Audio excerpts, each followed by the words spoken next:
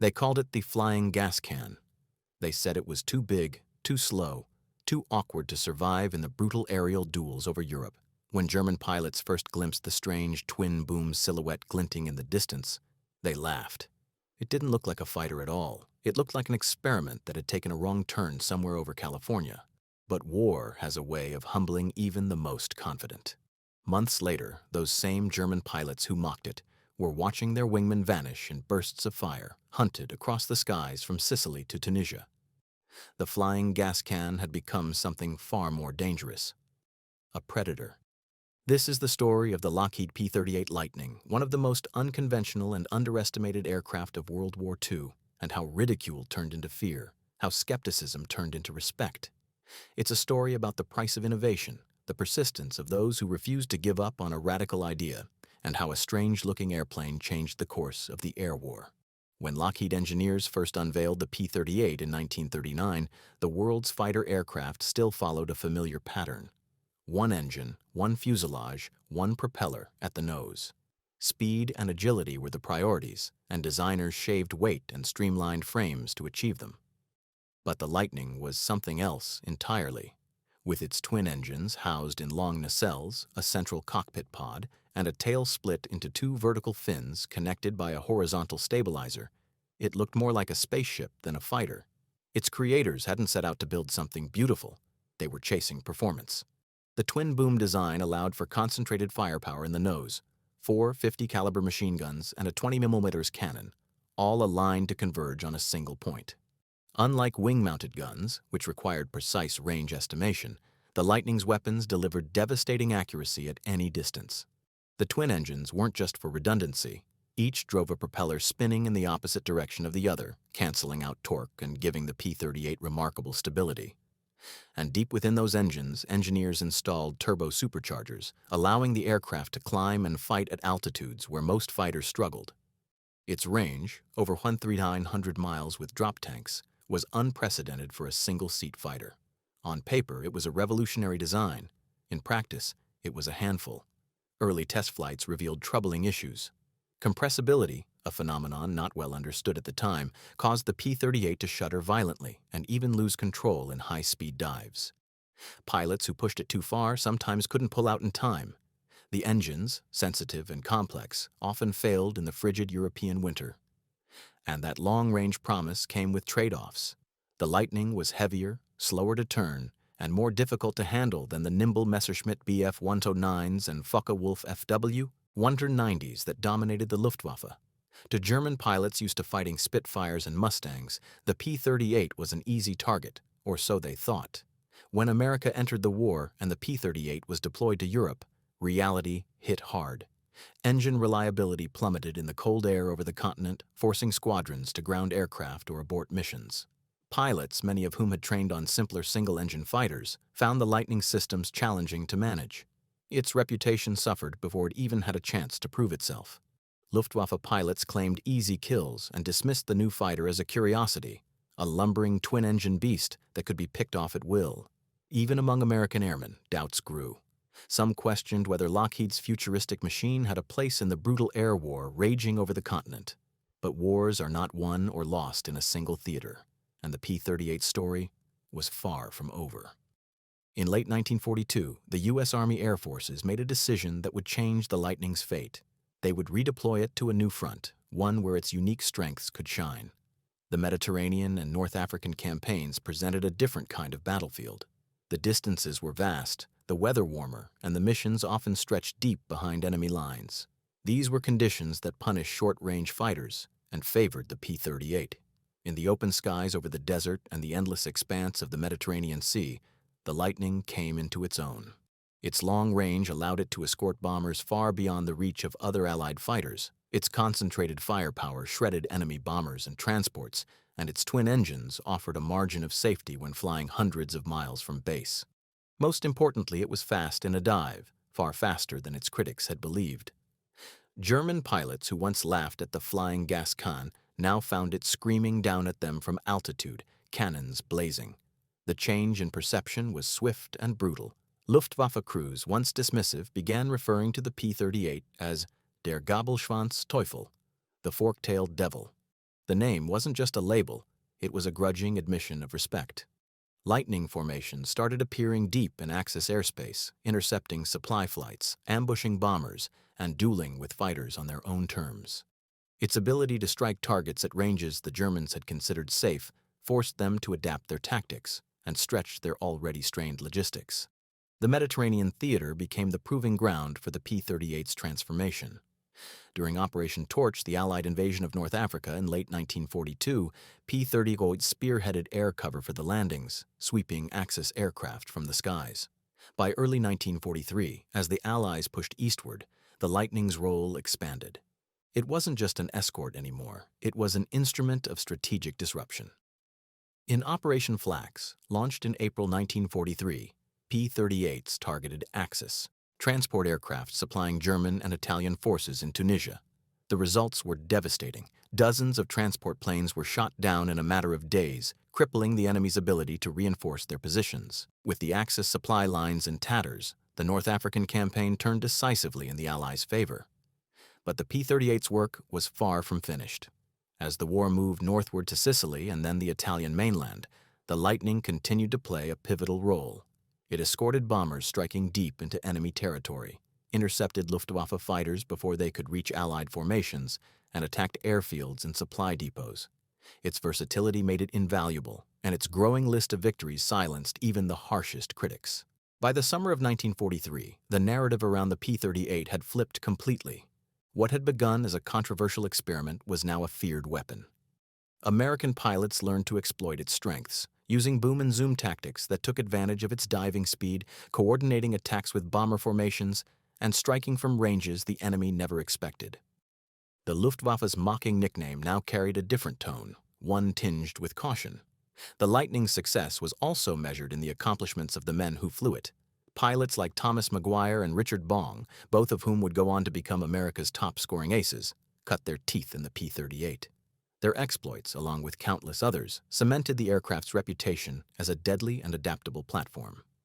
The success of the P-38 in the Mediterranean was no accident. It was the result of experience, adaptation, and a growing understanding of what this unconventional machine could do when used to its strengths. The early problems that plagued the Lightning, the unreliable engines, the compressibility dives, the skepticism from pilots, were gradually overcome as engineers refined the design and crews mastered its quirks. With new training programs, pilots learned how to manage its twin engines more effectively and exploit the turbo superchargers to their full potential. Maintenance crews developed better techniques for keeping the complex systems running smoothly in harsh conditions. What had once been considered liabilities were now powerful tools in the hands of those who understood them, and as the war intensified, the missions only grew more ambitious. By 1943 and 1944, the P-38 was no longer a novelty. It was a cornerstone of Allied air operations. One of its most significant contributions was as a bomber escort. While Spitfires and P-47 Thunderbolts struggled with limited range, the P-38 could fly deep into enemy territory alongside heavy bombers, protecting them from German interceptors all the way to their targets and back. This capability was crucial in the vast expanses of the Mediterranean and later in the skies over France and Germany. Bomber crews came to rely on the distinctive twin-boom silhouette that appeared alongside them on long missions, a reassuring sign that someone was watching their backs. But the Lightning was far more than an escort. Its versatility was unmatched. It could dogfight with enemy fighters, tear apart bomber formations, and dive on ground targets with deadly precision. It carried bombs, rockets, and even external fuel tanks to extend its reach even further. In reconnaissance roles, P-38s fitted with cameras brought back some of the most detailed intelligence of the war, flying high and fast over enemy territory. Few aircraft could match its combination of speed, range, and firepower, and none could do so across so many mission types. One of the most telling measures of the Lightning's growing reputation came not from the Allies, but from the Axis. By 1943, Luftwaffe intelligence reports were warning pilots to treat encounters with the P-38 with caution. Some German squadrons even adjusted their patrol routes to avoid known P-38 operating areas. It wasn't just its performance that worried them, it was the unpredictability. A P-38 could appear far from any known Allied base, hit a target with precision, and vanish before reinforcements could respond. The very qualities that had once seemed impractical, its size, its range, its twin engines, had become the reasons the Luftwaffe feared it. The Lightning's growing legend was cemented in a series of high-profile operations that showcased its capabilities. During the invasion of Sicily in July 1943, P-38s played a critical role in establishing air superiority, clearing the skies for Allied bombers and paratroopers.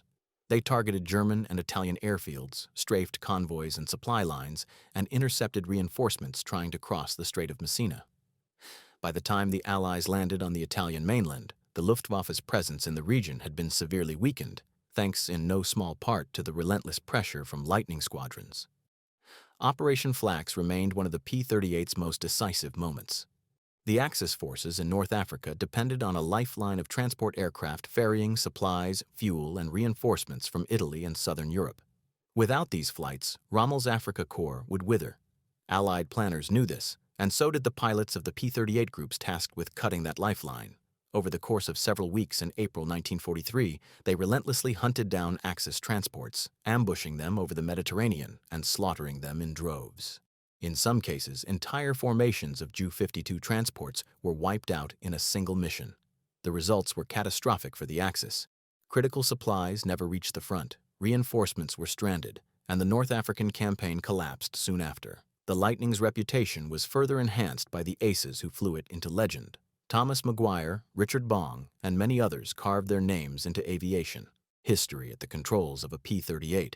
Bong, in particular, became the highest-scoring American ace of the war with 40 aerial victories, a testament not just to his skill but to the aircraft he flew. Maguire, meanwhile, tallied 38 kills before his death in 1945, his name forever linked with the machine that had carried him to fame. These pilots understood the Lightning's nuances, its need for energy tactics rather than turning fights, its ability to strike hard and fast from altitude, and its power in coordinated group attacks. In their hands, it was more than a fighter. It was a scalpel, a precision weapon in a chaotic sky.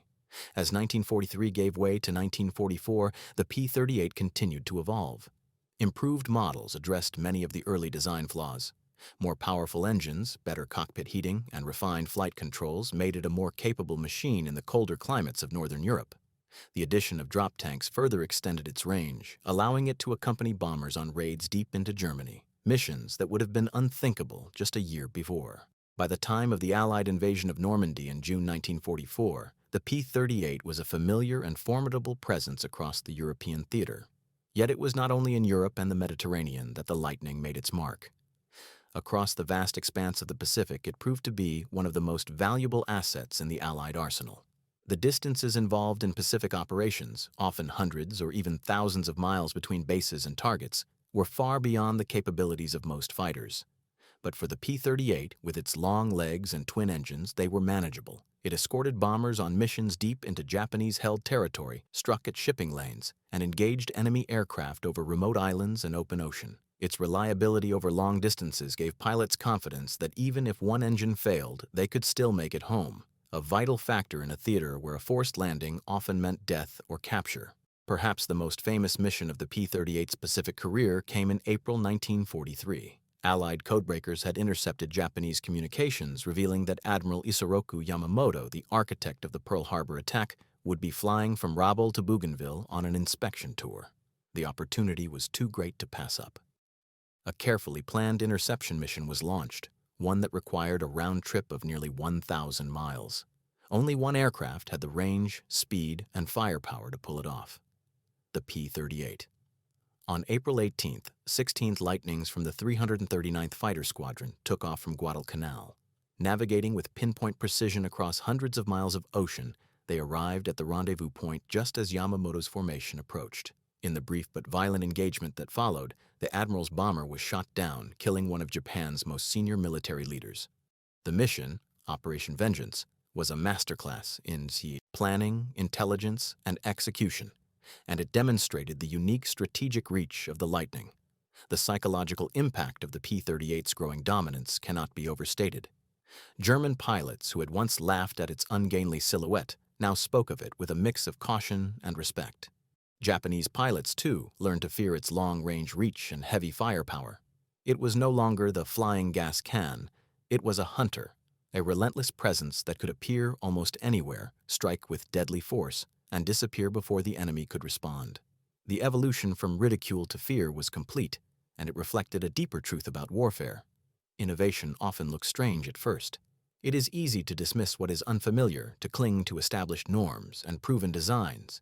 But the future belongs to those who dare to push beyond them, and the P-38 Lightning was proof of that.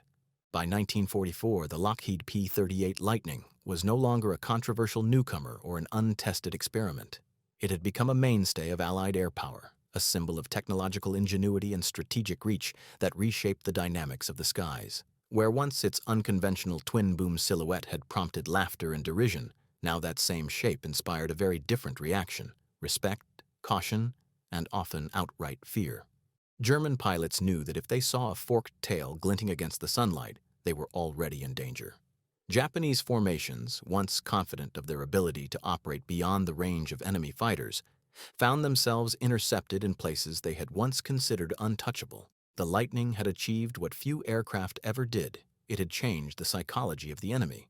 The shift was more than symbolic. It translated directly into operational success. Across Europe, the Mediterranean, and the Pacific, P-38 units were delivering results that altered the course of campaigns. In the Mediterranean, the aircraft's long reach allowed the Allies to project power far behind enemy lines, striking at supply depots, transport convoys, and airfields that the Axis had once considered secure. In Northern Europe, the Lightning's presence in bomber formations dramatically reduced losses, as Luftwaffe pilots were forced to engage under far more dangerous conditions. And in the Pacific, its ability to escort bombers over immense distances gave the Allies a tool they had previously lacked, one that allowed them to strike deep into the Japanese Empire's vast island network. One of the most remarkable aspects of the P-38 story was its adaptability. Unlike many fighters that were designed for one specific purpose, air superiority, ground attack, or reconnaissance, the Lightning could do it all. On one mission, it might dive on a formation of bombers, tearing them apart with concentrated nose-mounted firepower. On the next, it might carry bombs or rockets against a strategic bridge or rail line. It could be stripped of weapons and fitted with cameras, becoming one of the most effective reconnaissance platforms of the war. This flexibility made it indispensable. Commanders knew that whatever the mission required, there was likely a P-38 configuration that could handle it. It was this adaptability that made the Lightning a key component of the Allied air strategy as the war entered its final and most intense phases. In Europe, the Luftwaffe was stretched thin. Years of attrition had taken their toll on Germany's fighter force, and fuel shortages limited training and sortie rates. The appearance of P-38s escorting bomber streams deep into German territory further strained their defenses. The Luftwaffe could no longer rely on simple hit-and-run tactics against unescorted bombers. Now they had to contend with a fighter that could dive from altitude, deliver a burst of heavy fire, and then climb away before they could react. The impact on German morale was significant. Pilots began referring to P-38 formations as ghost squadrons, units that appeared seemingly out of nowhere, inflicted heavy damage, and vanished into the distance. On the ground, the Lightning's precision ground attack capabilities also proved devastating. Its concentrated firepower, coupled with the ability to carry bombs and rockets, allowed it to strike logistical hubs with deadly efficiency. Railway junctions, supply convoys, and even heavily defended airfields were vulnerable to P-38 raids. In some cases, Lightning groups were tasked with suppressing Luftwaffe bases ahead of major Allied offensives, a role they performed with brutal effectiveness. The combination of range, speed, and striking power made the P-38 one of the most flexible tools in the Allied arsenal. The Lightning also became a tool of psychological warfare. By 1944, Luftwaffe pilots knew that P-38s often escorted bombers on the longest and most dangerous missions, the ones that targeted Germany's industrial heartland or its oil facilities. Their presence signaled that a major raid was underway. In some instances, German units withdrew or refused to engage if P-38 formations were spotted early. The very sight of the twin-boom silhouette had become a deterrent. It was a testament to how far the aircraft's reputation had come from the early days of derision and doubt. The P-38's contributions were not limited to Europe. In the Pacific, its long range and versatility continued to make it a cornerstone of Allied operations. As the island-hopping campaign pushed closer to Japan, the need for long-range fighters became even more critical. The Lightning filled that role admirably. It escorted bombers on missions that spanned hundreds of miles, struck Japanese shipping lanes with precision, and hunted down enemy aircraft in distant skies. It even participated in some of the most daring and decisive missions of the Pacific War, including long-range strikes on strategic targets deep within the Japanese perimeter. Its effectiveness was perhaps best demonstrated in missions that combined multiple roles into one. A single P-38 sortie might involve escorting bombers, breaking off to intercept enemy fighters, diving on a ground target, and then returning with reconnaissance photographs. Few aircraft could match that kind of versatility, and fewer still could do it with such reliability. As the Allies closed in on victory, the Lightning's contribution was felt in every theater, on every front. But beyond the statistics, the kill counts, and the operational reports, there was something more profound about the P-38's journey. It embodied a truth that runs through the history of warfare, that innovation is often misunderstood, underestimated, or even ridiculed before it proves its worth. The Lightning had been mocked as a flying gas can. It had been written off as too complex, too heavy, too awkward to succeed. Yet it was precisely those qualities, its size, its twin engines, its radical design, that allowed it to do things no other fighter could. In the final months of the war, as the Allies advanced into Germany and closed in on Japan, the P-38 was everywhere. It strafed retreating columns on the ground, intercepted desperate Luftwaffe sorties over the collapsing Reich, and escorted bombers that pounded the last remnants of Axis industry. It hunted Japanese transports over the Pacific, intercepted kamikaze formations before they could reach their targets, and carried reconnaissance cameras that photographed the devastation of Tokyo and Berlin. The once laughable aircraft had become a symbol, not just of American engineering, but of Allied resolve and ingenuity. The statistics told part of the story. By the end of the war, P-38 pilots had claimed over 3,800 aerial victories in the European theater, and thousands more in the Pacific. They had destroyed hundreds of ships, thousands of vehicles, and untold quantities of enemy infrastructure. They had escorted countless bomber missions, flown hundreds of reconnaissance sorties, and carried out some of the most daring long-range strikes of the conflict. But numbers alone couldn't capture what the Lightning represented. It was proof that innovation, even when it seems strange or impractical, can change the course of a war. In many ways, the P-38 was a bridge between eras. It was a piston-engine fighter with range and performance approaching that of early jets. It pioneered design features like turbo supercharging and heavy nose-mounted armament that would influence aircraft for decades, and it proved that versatility could be as valuable as raw speed or maneuverability. As the world transitioned into the jet age after 1945, the lessons learned from the Lightning informed the next generation of fighters. Even after the war, the P-38's legacy endured. Many were converted for civilian use, as photo reconnaissance planes, survey aircraft, or even racing machines. Others found their way into museums, where they stand today as silent reminders of a time when innovation and courage reshaped the skies. Pilots who flew them spoke with a mixture of affection and respect, recalling not just the machine's capabilities, but the bond they formed with it. It was a demanding aircraft, one that required skill and discipline, but it rewarded those who mastered it with unmatched performance and reliability. When the guns finally fell silent in 1945 and the world began to count the cost of the most devastating conflict in history, the Lockheed P-38 Lightning stood as one of the unsung heroes of victory. It did not have the romantic reputation of the Spitfire, nor the brute force fame of the P-47 Thunderbolt, nor the sleek, headline-grabbing silhouette of the P-51 Mustang. But ask the men who flew it, the crews who maintained it, and the enemies who faced it, and they would tell you a different story. The P-38 was not just another fighter, it was a tool that expanded the very boundaries of what air power could achieve. The aircraft's final year in service during the war was a testament to how far it had come. In Europe, P-38s were among the first Allied fighters to cross the Rhine, escorting bombers deep into the heart of Nazi Germany as Allied armies closed in from the west. They strafed retreating convoys, targeted bridges and railways, and disrupted the desperate attempts of the Wehrmacht to slow the Allied advance. In the Pacific, they ranged across vast stretches of ocean, escorting B-24 and B-29 bombers to islands and cities once thought unreachable. They intercepted kamikaze missions aimed at Allied fleets, patrolled shipping lanes for Japanese submarines, and provided crucial air support for amphibious landings. Everywhere the Allies advanced, the Lightning was there, a constant, reliable presence. But even as victory approached, the world of aviation was changing. Jet propulsion was no longer a dream. It was a reality. The Messerschmitt Me 262 had already demonstrated the potential of jet fighters, and British and American engineers were hard at work developing their own designs.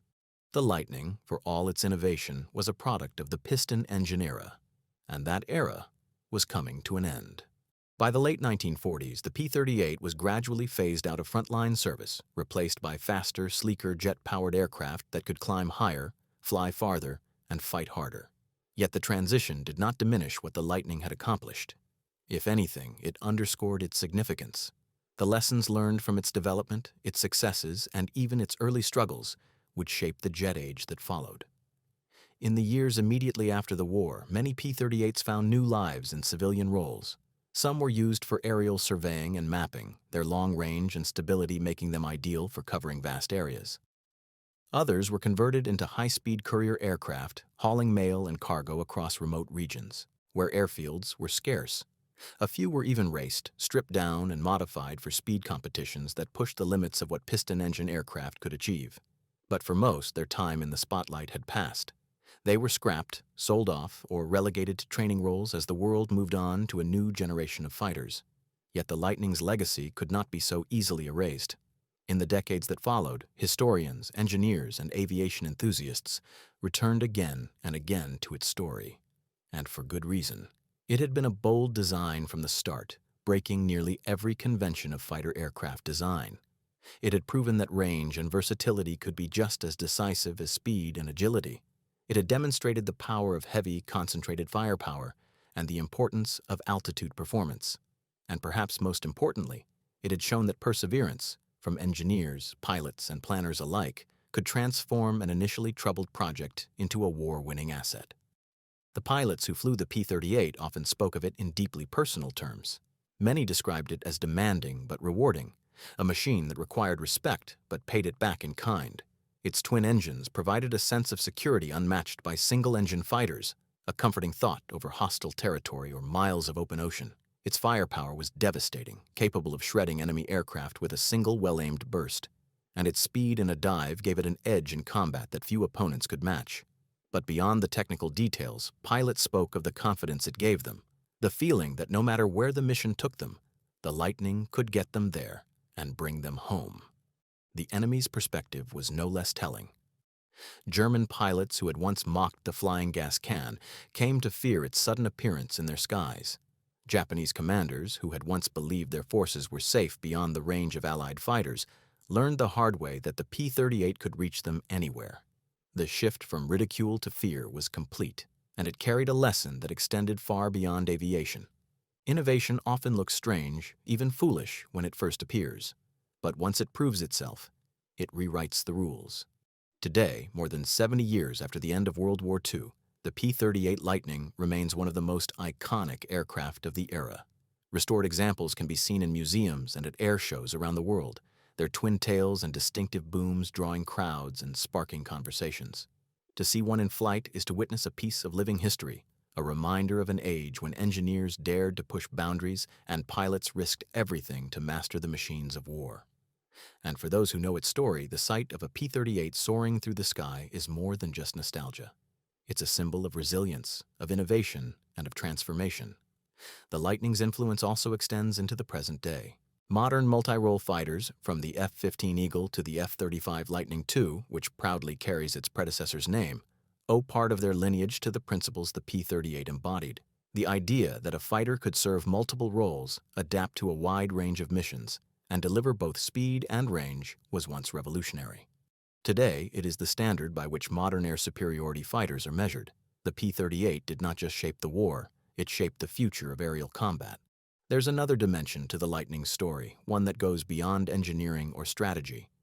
It's about the people who believed in it when few others did. The engineers at Lockheed who refused to abandon their unconventional design. The test pilots who risked their lives to solve its early problems. The mechanics who kept it flying under impossible conditions. And the combat pilots who learned to trust it with their lives. Their collective effort turned a machine that was once ridiculed into a legend. It's a reminder that behind every great technological achievement are countless human stories of perseverance, ingenuity, and courage. Even in its twilight years, the P-38 continued to surprise. Some remained in service into the early 1950s, particularly in reconnaissance roles where their range and altitude capabilities were still valuable. A few even saw combat in the early Cold War, providing photographic intelligence during tense standoffs in remote corners of the world.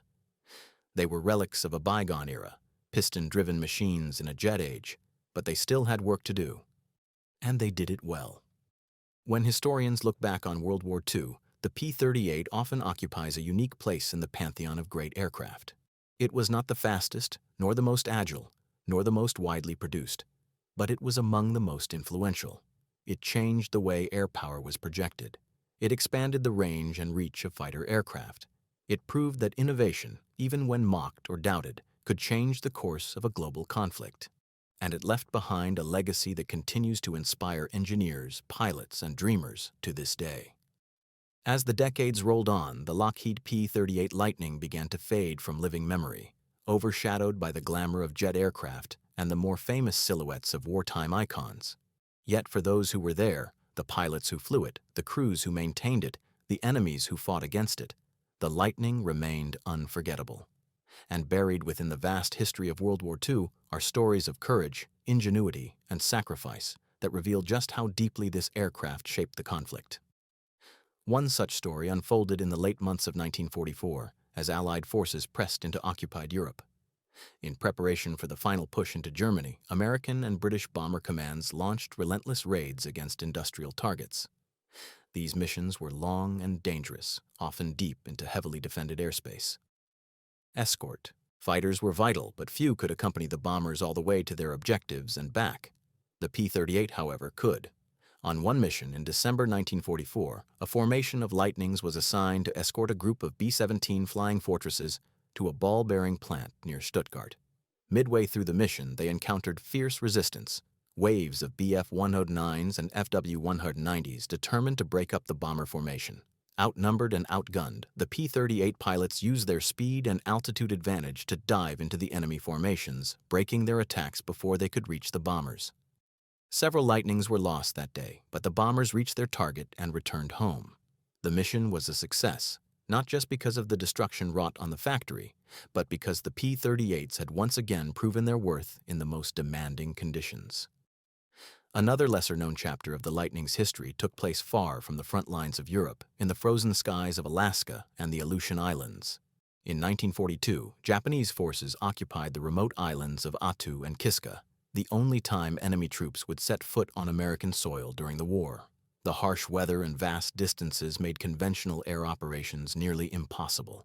Yet the P-38, with its long range and twin engines, was able to operate where others could not.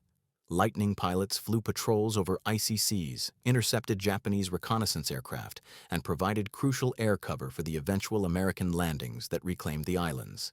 The conditions were brutal: high winds, freezing temperatures, and near-constant fog. But the P-38's reliability in such extremes became a lifeline for Allied forces in one of the most remote theaters of the war. Then there were the reconnaissance missions, some of the most dangerous and least celebrated operations of the conflict. P-38s fitted with cameras instead of guns ventured deep into enemy territory, often alone and unescorted, to photograph strategic targets. These missions required more than flying skill. They demanded nerves of steel. Pilots had to navigate without radio contact, avoid detection, and bring back their valuable film without being shot down. The intelligence gathered from these flights was invaluable. It guided bombing campaigns, revealed troop movements, and helped plan invasions. Many reconnaissance pilots never returned, but their missions saved countless lives by giving Allied commanders the information they needed to strike precisely and effectively. The Lightning also played a crucial role in supporting ground operations, particularly during the Allied invasions of Italy and France. In the days leading up to D-Day, P-38s roamed the skies over northern France, attacking rail yards, bridges, and convoys to disrupt German reinforcements.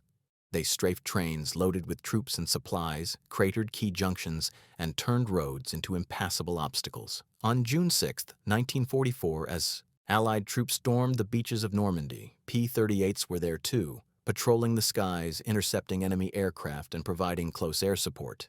Their ability to loiter over the battlefield, combined with their devastating firepower, made them a vital asset in the chaotic opening days of the invasion. For the men who flew the P-38, the aircraft was more than just a machine. It was a companion, a lifeline, and sometimes even a savior. Many pilots credited the twin-engine design with saving their lives. If one engine was hit or failed, the other could often carry them home, a luxury that single-engine pilots did not have. Stories abound of Lightnings returning to base riddled with bullet holes, engines sputtering, yet still flying. One pilot shot up over Italy with one engine dead and the other barely functioning, managed to glide over the Mediterranean and belly land on a friendly airstrip. He later said that no other fighter could have brought him home that day. The camaraderie among Lightning pilots was also something special. They belonged to a fraternity within the larger Allied air forces, a group that understood the quirks and capabilities of a machine unlike any other. They shared tips on handling its peculiarities, swapped stories of daring escapes, and mourned the comrades who didn't make it back. Many spoke of the deep bond they felt with their aircraft, a bond forged in the crucible of combat and strengthened by the knowledge that the Lightning often gave them a second chance when everything went wrong. The aircraft's legend continued to grow even after the war, fueled by the stories of those who had seen it in action. In Germany, veterans remembered the first time they faced the fork-tailed devil and how quickly their perception of it changed. Japanese survivors spoke of the shock of being intercepted hundreds of miles from the nearest Allied base. Even among civilians, the P-38 left a lasting impression. In occupied Europe, its distinctive shape became a symbol of hope, a sign that the Allies were reaching deeper into Axis territory and that liberation was drawing nearer. As the decades passed, aviation historians began to reassess the P-38's place in the pantheon of World War II aircraft. Early assessments, often written in the immediate post-war period, tended to focus on its initial struggles or compare it unfavorably to later designs like the P-51 Mustang. But as more records were examined and more first-hand accounts surfaced, a clearer picture emerged. The Lightning had not just been a successful fighter. It had been a strategic asset, one whose impact went far beyond kill counts or sortie numbers. It had shaped campaigns, influenced tactics, and extended the reach of Allied air power in ways that no other fighter could. Its story also serves as a case study in the broader dynamics of innovation. The P-38 was born from a radical idea that a fighter could combine range, firepower, and versatility in a single platform.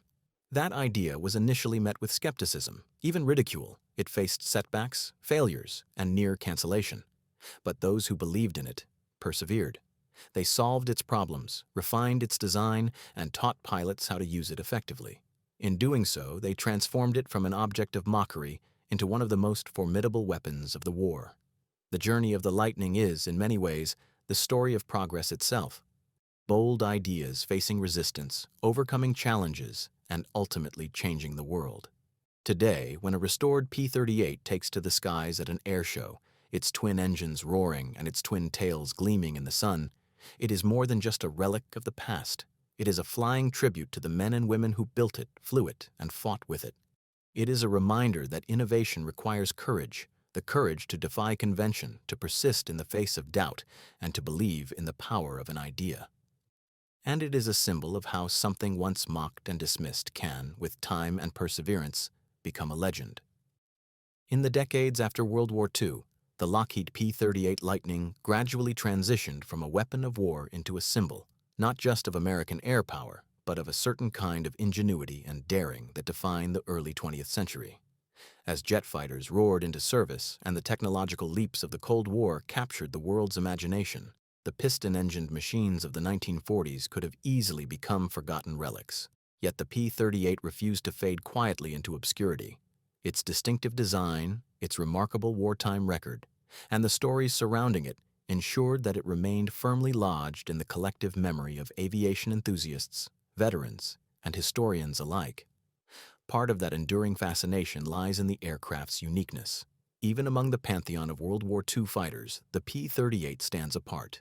Its twin-boom layout, central nacelle, and counter-rotating propellers made it instantly recognizable, and unlike anything that came before or after. While other wartime designs evolved into successors or influenced generations of aircraft, the Lightning remained singular. No major production fighter since has used its unusual twin-boom configuration in quite the same way. That singularity has given the P-38 a kind of mythical status, a reminder of an era when engineers weren't afraid to throw out the rulebook in pursuit of performance. Its influence, however, is undeniable. Many of the concepts pioneered by the P-38 became foundational to later aircraft design. The use of turbo-superchargers for high-altitude performance informed the development of subsequent piston engine and early jet fighters. The idea of concentrating all guns in the nose to improve accuracy became standard in many later designs. Even the emphasis on long-range and multi-role versatility, radical ideas in the 1930s, became core principles for fighter development in the jet age. In this sense, the Lightning's legacy extends far beyond its physical form. It helped redefine what a fighter could and should be. Culturally, the P-38 also left a deep imprint. It became a fixture in wartime propaganda and post-war popular culture, appearing in posters, newsreels, and even comic books.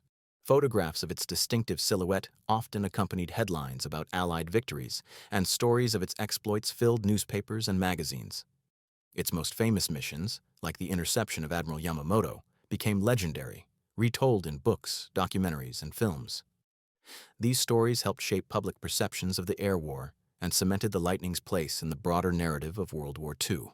For many veterans, the P-38 also held deeply personal meaning. Pilots who flew it often spoke of the bond they formed with the aircraft, describing it as more than just a tool. It was a partner, a friend, sometimes even a savior. Some veterans went so far as to purchase surplus P-38s after the war, keeping them as personal aircraft or restoring them for display. These privately owned Lightnings became centerpieces of air shows and aviation museums, where they continued to inspire new generations of enthusiasts. Even today, the sound of twin Allison engines roaring overhead can draw crowds and evoke powerful emotions from those who remember the war years. The Lightning also inspired an enduring fascination among historians and aviation researchers. Because of its unconventional design and complex development history, it became a case study in innovation under pressure. Researchers have examined its engineering solutions, its tactical evolution, and its operational performance in extraordinary detail. Entire books and documentaries have been dedicated to dissecting how and why it succeeded, and what lessons it offers for future generations of designers and strategists. In many ways, the P-38 story is as relevant today as it was 8 decades ago, offering insights into how bold ideas can overcome skepticism and adversity. One of the most compelling aspects of the P-38's legacy is how it symbolizes the broader arc of technological innovation in wartime. When it first appeared, it was considered too radical, too complex, too different. Many doubted it would ever see combat, let alone excel in it. Yet by the end of the war, it was one of the most feared and respected aircraft in the sky. That transformation, from mockery to mastery, mirrors the journey of countless wartime technologies. It illustrates how necessity drives innovation, how failure can lead to progress, and how perseverance can turn a flawed prototype into a world-changing tool. The Lightning story has also been kept alive by the passionate efforts of preservationists and restorers. Many surviving P-38s were scrapped after the war, their materials recycled for civilian industry. But a dedicated group of enthusiasts spent decades tracking down and restoring the few that remained. Some were recovered from remote crash sites in Europe and the Pacific, painstakingly rebuilt from corroded wreckage. Others were pulled from forgotten storage hangars and lovingly returned to flight. These restorations are more than mechanical projects. They are acts of historical preservation, efforts to keep a vital chapter of aviation history alive. One of the most famous of these restorations was that of Glacier Girl, a P-38 that crash-landed on the Greenland ice cap in 1942 while en route to Europe.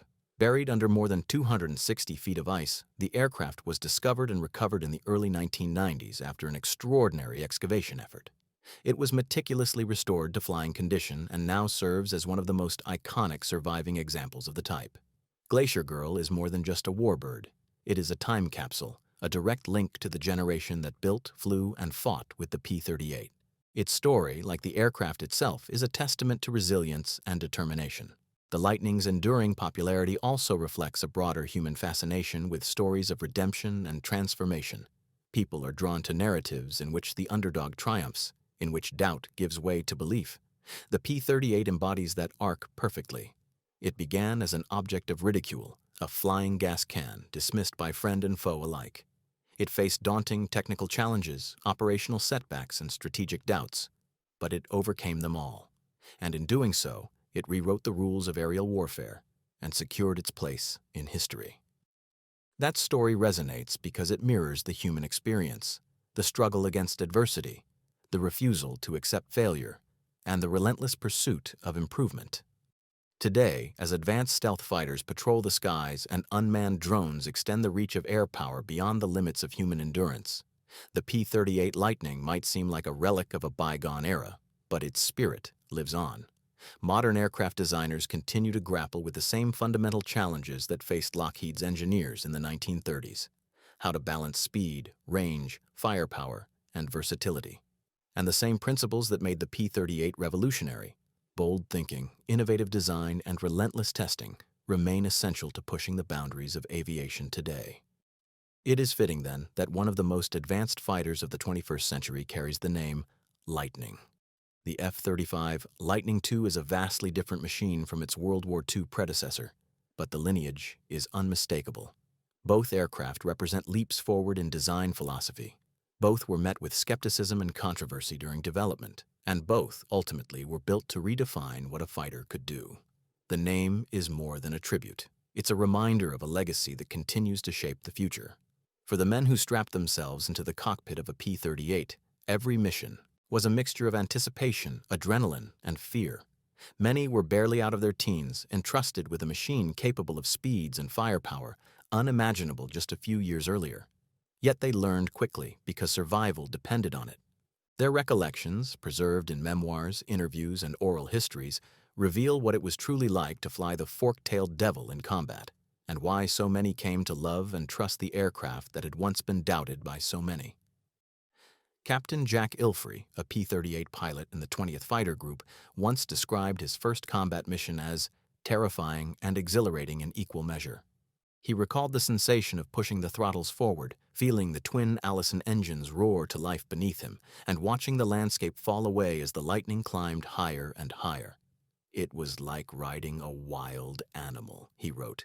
"It had power to spare, and if you respected it, it would take care of you." On that first mission, a bomber escort over Germany, Ilfrey's formation encountered heavy opposition.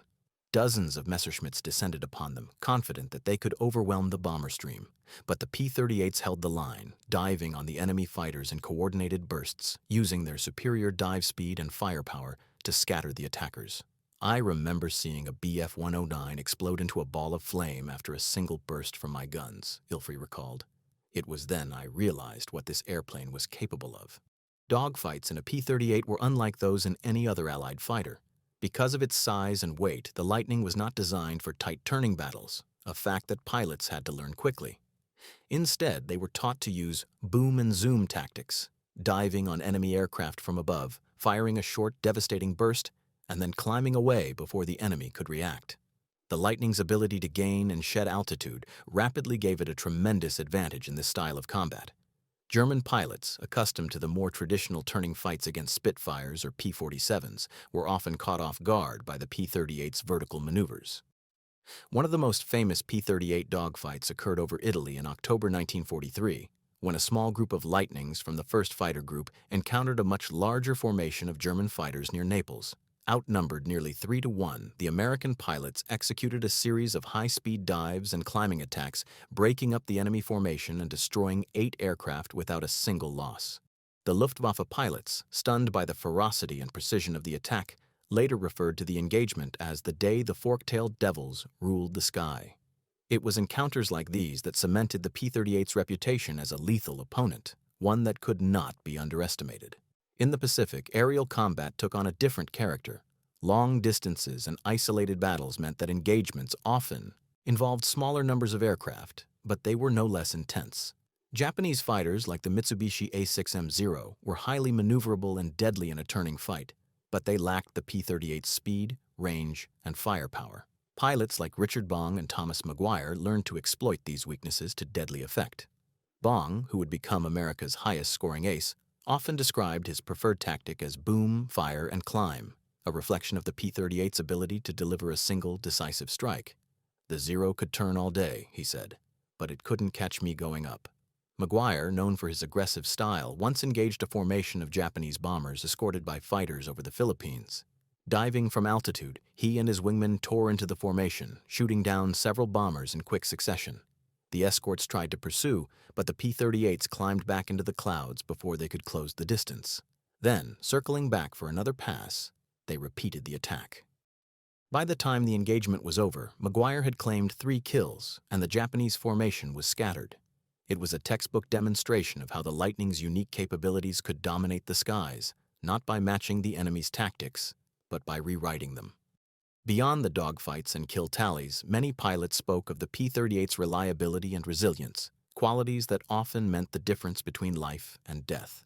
Lieutenant Charles Chuck McDonald, who flew dozens of missions in the Southwest Pacific, recalled a harrowing incident in which his P-38 was struck by anti-aircraft fire over New Guinea.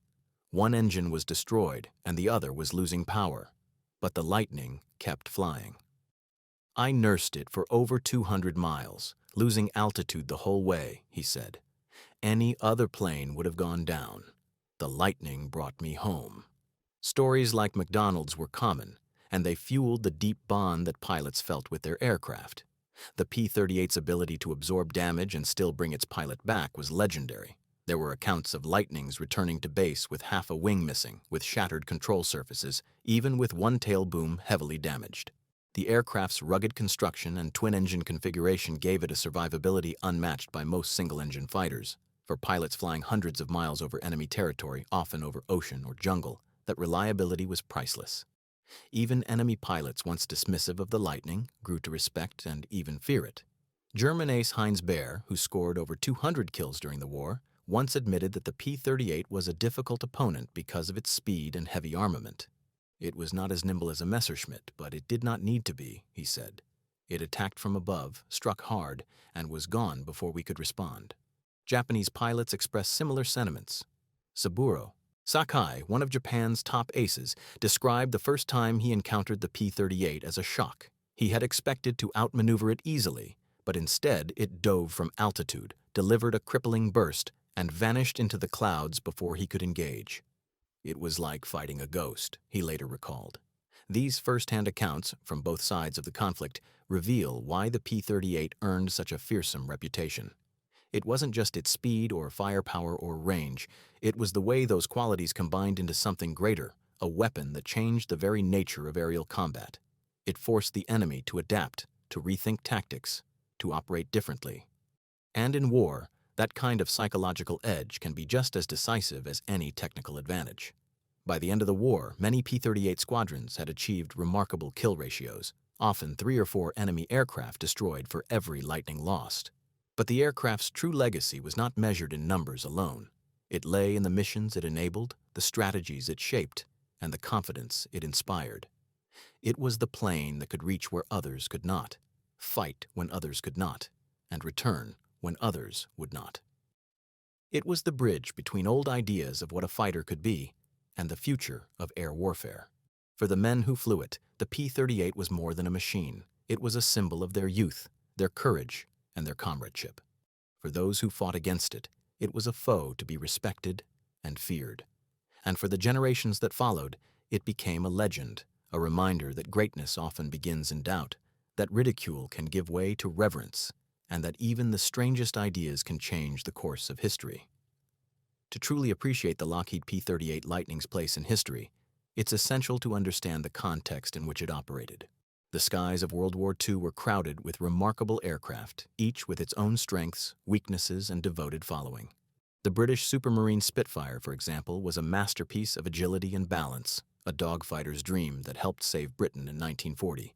The American P-51 Mustang, sleek and elegant, combined speed, range, and performance so perfectly that it became the ultimate long-range escort fighter of the war's final years. The German Messerschmitt Bf 109 and Focke-Wulf FW 190 were deadly opponents, fast, agile, and constantly evolving to stay ahead of Allied designs. And the Japanese Zero, lightweight and maneuverable, dominated the early Pacific Air War with its unmatched turning ability. In such distinguished company, where did the P-38 stand? The answer is complicated and revealing. On paper, the Lightning was never the fastest, the most agile, or the most numerous of the war's fighters, but it was the most versatile. Where other aircraft excelled in one or two areas, the P-38 excelled in many. It could escort bombers hundreds of miles beyond the range of Spitfires or Thunderbolts. It could carry heavier armament than a Mustang or a Bf 109. It could operate at higher altitudes and with greater endurance than a Zero. And it could take punishment and still make it home in ways that would have crippled lighter, single-engine fighters. This versatility gave it strategic value that few other fighters could match. Consider bomber escort missions, a critical part of the Allied air campaign. Early in the war, bombers flying deep into Germany suffered horrific losses because their fighter escorts simply couldn't go the distance. Spitfires and early-model P-47 Thunderbolts were fast and deadly in combat, but their limited range meant they had to turn back long before the bombers reached their targets. The P-38 helped bridge that gap.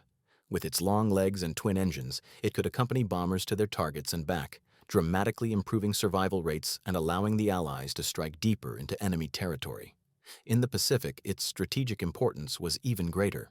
The distances involved in the island-hopping campaign were far beyond the capabilities of most fighters. Without the P-38, many missions simply would not have been possible.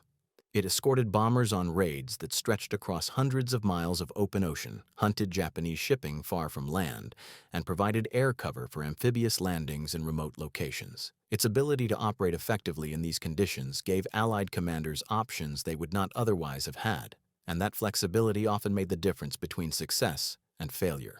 Even in roles where other fighters were considered superior, such as pure dogfighting, the P-38 held its own by playing to its strengths. It might not have matched the instantaneous turn rate of a Spitfire or a Zero, but its climb rate, dive speed, and firepower allowed it to dictate the terms of engagement. Pilots who understood how to exploit these advantages could dominate opponents who tried to fight on their own terms. And because all of its guns were mounted in the nose rather than spread across the wings, the P-38 could deliver concentrated firepower with pinpoint accuracy, a crucial advantage in fast-moving aerial battles where split-second bursts often decided the outcome. One area where the P-38 truly distinguished itself was reconnaissance. While many fighters could be adapted for photo reconnaissance duties, few were as well suited to the task as the Lightning. Its range allowed it to reach targets deep inside enemy territory, and its twin engines provided a measure of safety on long, solitary missions. P-38 reconnaissance variants, designated F-4 and F-5, flew some of the most important intelligence-gathering missions of the war. They photographed enemy airfields, factories, shipyards, and troop movements, often at great personal risk to their pilots. The information they brought back helped plan bombing raids, amphibious assaults, and ground offensives, shaping the course of the conflict in ways that are difficult to quantify but impossible to overstate. The P-38's versatility also had logistical and operational implications. Because it could perform multiple roles, fighter, escort, ground attack, reconnaissance, a single squadron of Lightnings could accomplish tasks that might otherwise require several different types of aircraft. This reduced the logistical burden on Allied forces, simplified maintenance and supply chains, and gave commanders more flexibility in how they deployed their air assets. In a global conflict where resources were always stretched thin, that kind of efficiency was invaluable. Comparing the P-38 to its contemporaries also highlights another important point. Technological innovation is often a trade-off. The Mustang, for example, achieved its legendary range by using a highly efficient laminar flow wing and a powerful Rolls-Royce Merlin engine, but it lacked the twin-engine redundancy that gave the Lightning its exceptional survivability. The Spitfire was a superb dogfighter, but its limited range made it ill-suited for long-range escort or deep penetration missions. The Zero's agility came at the cost of armor and self-sealing fuel tanks, making it dangerously vulnerable to return fire. The P-38's designers made different choices, prioritizing range, firepower, and versatility over raw maneuverability. Those choices reflected a strategic vision that was ahead of its time. In modern warfare, the ability to project power over long distances and perform multiple roles can be more decisive than excelling in any single category. The P-38's influence extended beyond its own time. Many of the lessons learned from its design and operational use informed the development of post-war aircraft. The emphasis on long-range and multi-role capability became central to the design of Cold War-era fighters and bombers. The concept of concentrating firepower in the nose reappeared in jet fighters like the F-86 Sabre and MiG-15. Even the idea of twin-engine redundancy, once considered excessive for a fighter, became standard in many modern designs, valued for the safety and performance it provided. Its strategic impact can also be measured in the results it helped achieve. The Lightning was instrumental in securing air superiority in the Mediterranean, a prerequisite for the invasions of Sicily and Italy. It helped cripple Axis logistics in North Africa, hastening the collapse of German and Italian forces there. It protected bomber streams during the critical bombing campaigns against German industry, paving the way for the D-Day invasion. And in the Pacific, it enabled long-range missions that isolated Japanese garrisons, destroyed vital shipping routes, and ultimately helped bring the war closer to Japan's home islands. Yet perhaps the most telling measure of the P-38's impact is the respect it earned from its adversaries. Many Luftwaffe and Imperial Japanese Navy pilots admitted after the war that the Lightning had been one of the most challenging opponents they faced. Its speed and firepower made it deadly in combat, its range allowed it to strike where they least expected, and its ruggedness made it hard to bring down. What had begun as a subject of ridicule became an object of grudging admiration, a testament to its effectiveness and the skill of the men who flew it. Ultimately, the P-38's place in history is not defined by how it compared to the Mustang or the Spitfire or the Zero. It is defined by the unique role it played, a role that no other fighter could have filled quite as well. It was the workhorse, the pathfinder, the hunter, and the guardian. It was the aircraft that could be anywhere, do anything, and survive almost anything. It was, in the truest sense of the word, a force multiplier, a machine that amplified the reach and power of the Allied air forces wherever it flew. The strategic significance of the P-38 Lightning cannot be overstated. It was more than a fighter, it was a tool of strategy, a weapon that expanded the possibilities of Allied air power and shaped the way campaigns were fought. In many ways, it helped redefine how air superiority, long-range operations, and deep strike missions were conceived. And behind every mission, behind every victory and loss, were the men who flew them. Young pilots who risked everything in machines that, at first, many had doubted would succeed. From the earliest days of the U.S. Army Air Force's involvement in the war, the primary challenge facing Allied planners was one of range and reach. Europe was vast, and the Pacific even more so. Bombers could hit targets deep within enemy territory, but without adequate fighter escort, they were vulnerable to catastrophic losses. The Luftwaffe's defensive strategy relied heavily on this fact, deploying swarms of fighters to tear apart unescorted bomber formations before they reached their objectives. Japan's early Pacific victories were built on similar principles. Their Zero fighters, based on remote islands, could dominate the skies within a limited radius, while Allied bombers flying beyond that range often faced destruction. The P-38 changed this calculus. Suddenly, Allied bombers had a guardian that could go the distance. Missions that once ended in disaster now had a fighting chance. This shift had profound strategic consequences. It allowed the Allies to conduct sustained bombing campaigns against critical German industrial centers, weakening the Reich's war machine and diverting resources from the front lines. It enabled long-range reconnaissance missions that mapped enemy defenses, located vital targets, and provided intelligence that shaped entire campaigns. In the Pacific, it allowed bombers to reach strategic targets like oil refineries, shipyards, and airfields that had previously been beyond their reach. This new reach also forced the Axis powers to adapt, often in ways that played into Allied hands. The Luftwaffe had to extend its defensive coverage deeper into Germany, stretching its already limited fuel and pilot resources. Japan was forced to defend remote island outposts that were previously considered safe, weakening its core defensive perimeter. In both theaters, the P-38's presence forced the enemy to fight on unfavorable terms. The Lightning's influence also extended into tactical doctrine. Before the war, fighter tactics had largely been shaped by the lessons of World War I. Close-in dogfights, tight formations, and short-range missions.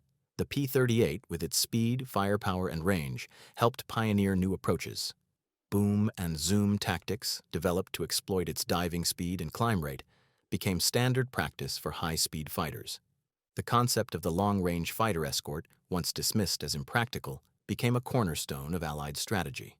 And the idea that a single aircraft could perform multiple roles, escort, interceptor, ground attack, reconnaissance, influenced the development of multi-role fighters for decades to come. But the P-38's story is not just one of technology and tactics. It is also a story of sacrifice, of the human cost behind every mission. For all its strengths, the Lightning was not invincible. Many of the young men who flew it never came home. They were shot down over enemy territory, lost at sea, or vanished without a trace on long-range missions over the Pacific. Their stories, though often overshadowed by the aircraft's legend, are a vital part of its history. One such story is that of Lieutenant Rex Barber, one of the pilots involved in the mission to intercept Admiral Yamamoto in 1943. Barber's squadron had been given precise coordinates, but the mission was fraught with risk. The flight would cover nearly 1,000 miles, much of it over open ocean, with no possibility of rescue if something went wrong. As they approached the interception point, tension was high. Barber spotted the Japanese formation and dove to attack, firing at Yamamoto's bomber and watching it spiral into the jungle below. The mission was a success, but it came at a cost. One P-38 was lost, and its pilot was never found. Barber later reflected that while the mission was a strategic triumph, it was also a stark reminder of how thin the line between success and sacrifice could be. Stories like Barber's were common. P-38 pilots often flew deep into enemy territory with little margin for error. A single mechanical failure, a navigation error, or a lucky enemy shot could spell disaster. Even when they survived being shot down, many found themselves stranded behind enemy lines, facing capture or worse. The courage required for these missions was immense, and it was shared by the ground crews who worked tirelessly to keep the Lightnings flying, often in harsh and dangerous conditions. The human cost was also felt in less dramatic ways. Many pilots returned from the war physically and emotionally scarred. The strain of long missions, the trauma of seeing friends shot down, and the psychological toll of constant danger left lasting marks. Yet despite the hardships, most spoke of their service with pride, and of the P-38 with a deep, enduring affection. They knew its quirks and its flaws, but they also knew its strengths. It was their protector, their weapon, and often their only way home. The Lightning's influence continued long after the war, shaping not just aircraft design but also military doctrine. The concept of long-range fighter escorts, for example, became standard practice during the Cold War, as bombers capable of delivering nuclear weapons required protection on global missions. The emphasis on versatility, the idea that a single platform should be capable of multiple mission types, became a defining feature of modern fighter design. And the importance of deep reconnaissance, demonstrated so effectively by P-38 variants, informed the development of specialized reconnaissance aircraft and satellites in the decades that followed. The P-38 also left a cultural legacy within the U.S. Air Force itself. Many of the tactical doctrines developed for Lightning squadrons, from energy tactics to coordinated formation flying, became foundational training principles for future generations of fighter pilots. The lessons learned from its successes and failures helped shape the development of aircraft like the F-86 Sabre, the F-4 Phantom, and the F-15 Eagle. In this way, the P-38's influence extends far beyond World War II. It lives on in the DNA of every modern fighter. In the final analysis, the Lightning's greatest achievement may have been the way it redefined what was possible. It showed that a fighter could fly farther, fight harder, and do more than anyone had believed. It demonstrated that bold ideas, even those mocked or doubted, could not only work but could change the course of a global conflict. And it proved that innovation is not just about machines, but about the people who believe in them, who fight for them, and who risk their lives to make them succeed. The end of World War II marked not just a turning point in global politics, but also the beginning of a new era in aviation. Jet engines, radar, and guided missiles would soon revolutionize air combat, rendering many of the piston-driven legends of the war obsolete. Yet even as sleek new fighters took to the skies, the lessons of the P-38 Lightning endured. Its influence reached far beyond its operational years, shaping the design philosophies, doctrines, and even the cultural imagination of the Cold War and beyond. One of the most immediate legacies of the P-38 was the concept of range and persistence in fighter design. During the war, the Lightning had shown that long-range capability could be as strategically valuable as speed or agility. This lesson was not lost on the architects of post-war air power. The early jet age saw the development of aircraft like the F-80 Shooting Star and the F-84 Thunderjet, fighters designed with the ability to escort bombers over extended distances, much as the P-38 had done. The need for range became even more pressing with the advent of nuclear-armed strategic bombers. If these bombers were to operate deep within enemy territory, they needed fighter escorts that could match their endurance.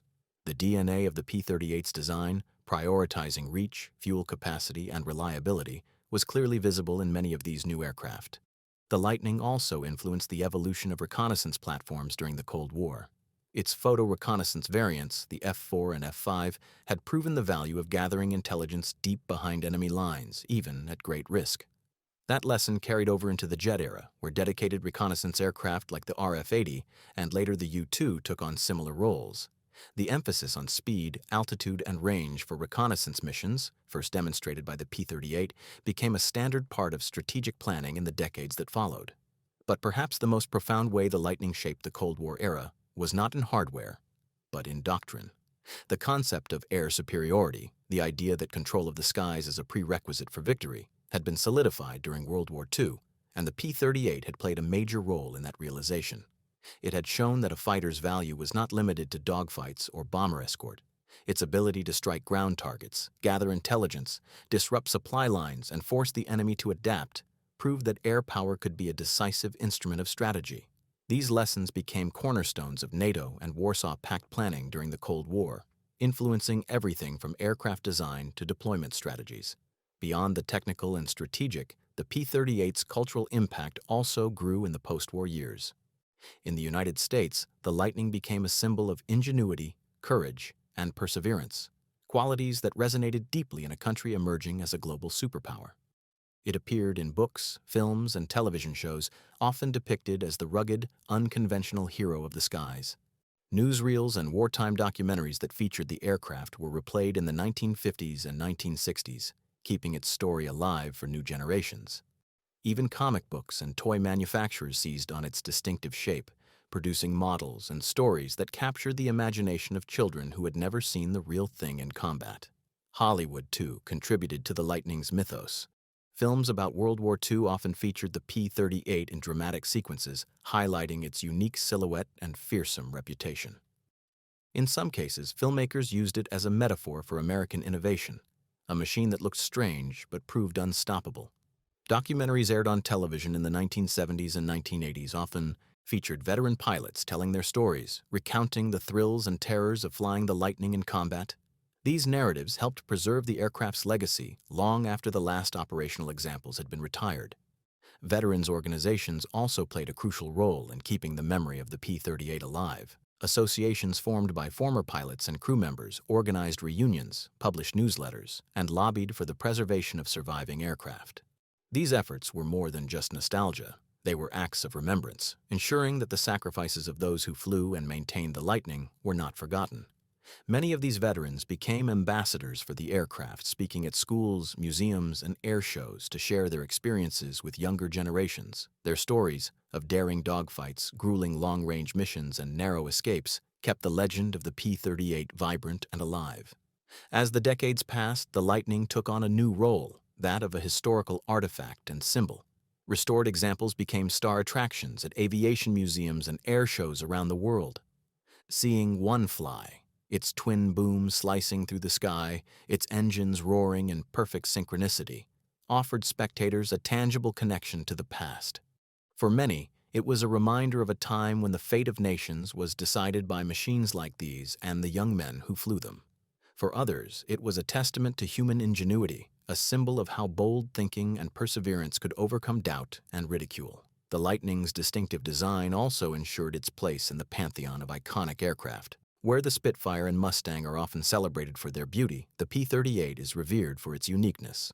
Its unconventional appearance, once mocked as ungainly, has become a hallmark of innovation. Aviation enthusiasts often point to it as an example of how breaking with convention can lead to breakthroughs. In a world where aircraft designs often converge towards similar solutions, the Lightning stands as a reminder that daring to be different can yield extraordinary results. The aircraft's symbolic power extends beyond aviation circles. In many ways, the story of the P-38 mirrors broader themes of the 20th century: the triumph of innovation over skepticism, the transformation of ridicule into respect, and the relentless drive to push beyond perceived limits. These themes resonate far beyond the world of aviation, offering lessons about technology, perseverance, and human potential. They remind us that progress is rarely straightforward and that the most transformative ideas are often the ones that seem strangest at first.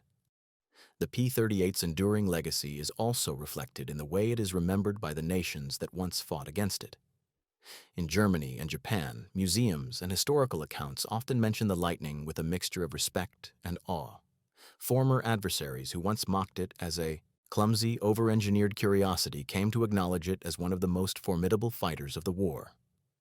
This transformation, from laughingstock to feared opponent, is perhaps the greatest testament to the aircraft's impact.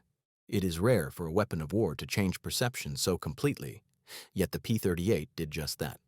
Today, the Lightning remains a popular subject of documentaries, books, and even video games, where its unique design and storied history continue to capture imaginations. Each new generation that learns about it discovers not just a remarkable aircraft, but a story about what is possible when vision and determination overcome doubt.